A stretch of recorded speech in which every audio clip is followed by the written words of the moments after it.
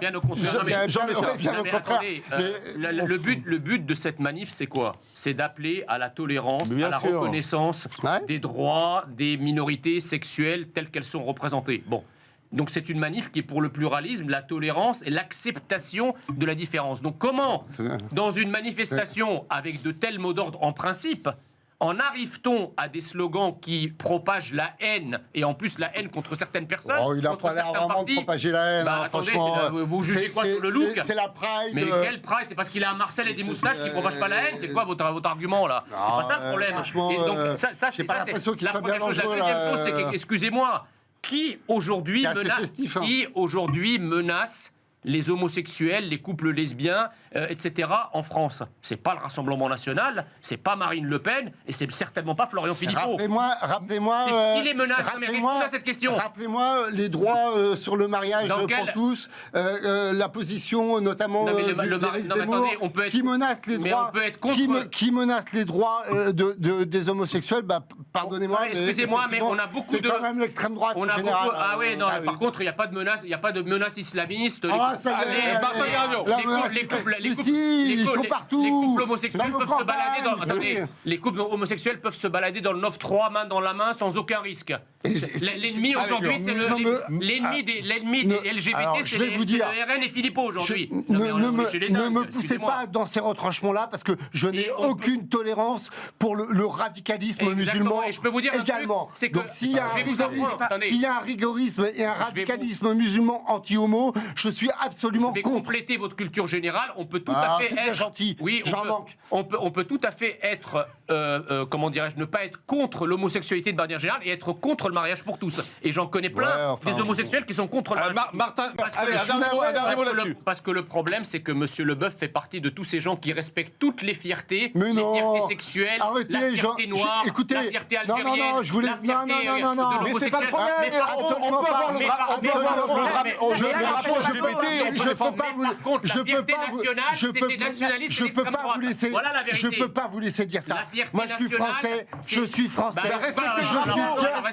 fier d'être français. Je ne vous laisserai pas dire ça. Bien sûr que je suis fier d'être français. Et la France, c'est un certain nombre de valeurs. Vous n'êtes pas scandalisé que le drapeau français soit arraché et piétiné. Je vais vous expliquer pourquoi. Ce truc de.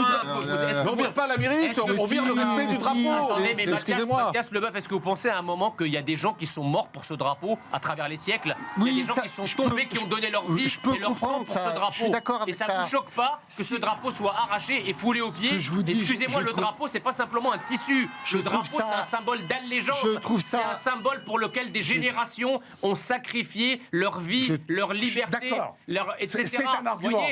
Donc c'est quelque chose qui incarne au-delà du simple morceau de tissu. C'est un argument. Le drapeau est dépositaire d'un certain nombre de choses et notamment d'une histoire. Il y a des soldats qui jusqu'à aujourd'hui meurent pour le drapeau. C'est pour ça. C'est pour ça que je vous dis. Ça vous brûle la langue de dire oui, c'est scandaleux. Oui, je comprends pas. Oui, visiblement, oui. Jean Messia.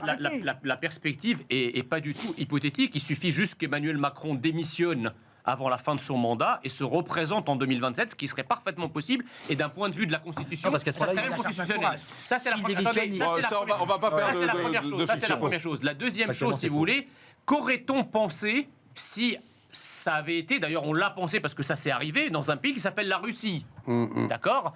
Et là, on a parlé de démocratie illibérale ou de régime illibéral. Les élections en Russie ne sont pas libres. Non mais ça c'est beaucoup. Non mais d'accord, mais vous vous rendez. Si le schéma tel qu'il est décrit par Ferrand ou par Roselyne Bachelot devait arriver en France, je peux vous dire que là.